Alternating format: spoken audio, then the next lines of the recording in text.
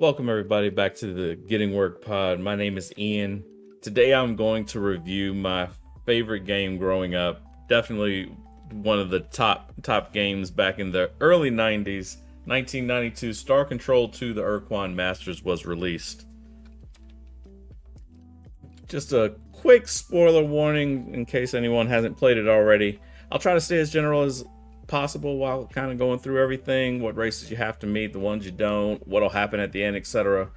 But there'll be likely times that I cross that, to be honest with you. I mean, hey, it's a 30-year-old game after all, so honestly a 10-second Google search would do far worse than anything I'm going to do here as far as spoiling it. While you're here though, don't forget to hit that like and subscribe button. But yeah, other than that, let's get started. First, a little background information. Star Control 2, as I said earlier, was released back in 1992. Developed originally by Toys for Bob, makers of such games as Skylanders, Crash Bandicoot 4, and all the iterations that came along with Skylanders. And the real writers, Fred Ford and Paul Reich III. And just a side note as far as the two of them, any game that you may come across that has Star Control in the title but doesn't have them directly connected to it, likely isn't worth your time, if I'm being honest. But more on that later. Star Control 2 jumps both feet into creating a full universe complete with backstories for various races, ongoing civil wars by powerful adversaries, and a storyline that can pull you in immediately with some arcs that honestly could have been pulled from some of today's headlines. But now, hey, that's great and all, it back in 1992, right? But why should you play Star Control 2 in 2022? Each race has its own backstory within the game, and not all are what they seem. Overall, there are roughly 26 alien races and with uniquely playable ships and the like. Of course, you have your big bads, the Green Urquan, but as you progress through the story, you'll find that the boogeyman even has someone who keeps him up at night. Each race plays their own unique part in the story as well. Some are enemies through and through, while others you find are just as trapped or captive as Earth is at the very beginning under a slave shield. Still, other races are simply part of the fabric within the game.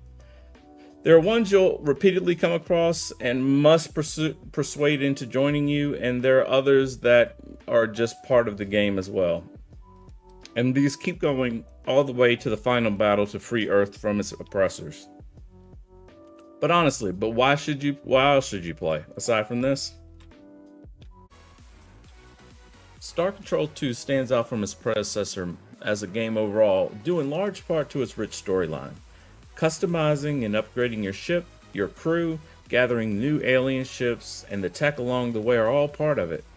With an open world or space feel to the game, it also allows you to go as in-depth into various parts of the story and track down as much information as you can from around the galaxy.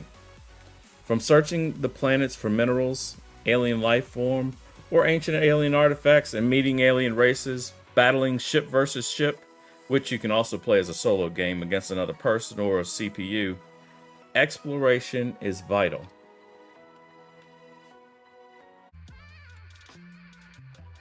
Don't have time for a long role-playing game? Or maybe you just need some practice versus that specific ship that's kicked your butt a few more times than you care to admit. There is ship versus ship combat.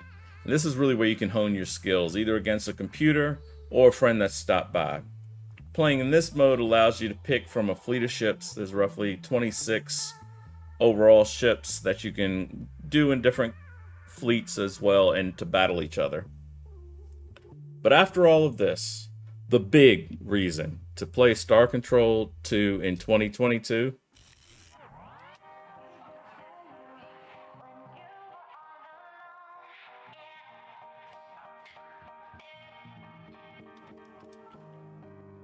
What? How can this be a reason to play the game? The Unanswered? Yes, this is both a plus and a minus. From the very cover art itself, with an alien that isn't in the game, Star Control 2 has its share of, let's say, unsolved mysteries. These are woven, though, in a way that leaves ones like myself, 30 years later, still waiting for answers. Hint, hint. There are everything from the precursors, what happened to them, what made the Rainbow Worlds, and why did they exist, and why did they form an arrow? Exactly what's up with the Ors? Are they evil genocidal mass murderers? Or is it really their sworn enemy, and your old friend of yours, that has the dubious motives? As I mentioned, there hasn't really been any answers for these questions, and a true follow-up to one of the most exciting games of the early 90s. And before you Google it, there is a game titled Star Control 3. But let me save you the time. It's, let's say, not great. Different writers, different company, and other than that they share the same name in a few of the races, that's about where the similarities end, as there's no tie to the storyline from Star Control 2. But there is hope. There are rumors that the creators of the game, Fred Ford and Paul Reich III, are back at it and still in early production stages of a true follow-up game to the follow-up game for this series. Fingers crossed, let's make it happen. Thank you all for joining. Again, if you enjoyed this content, please hit like and subscribe. Other than that, later fam.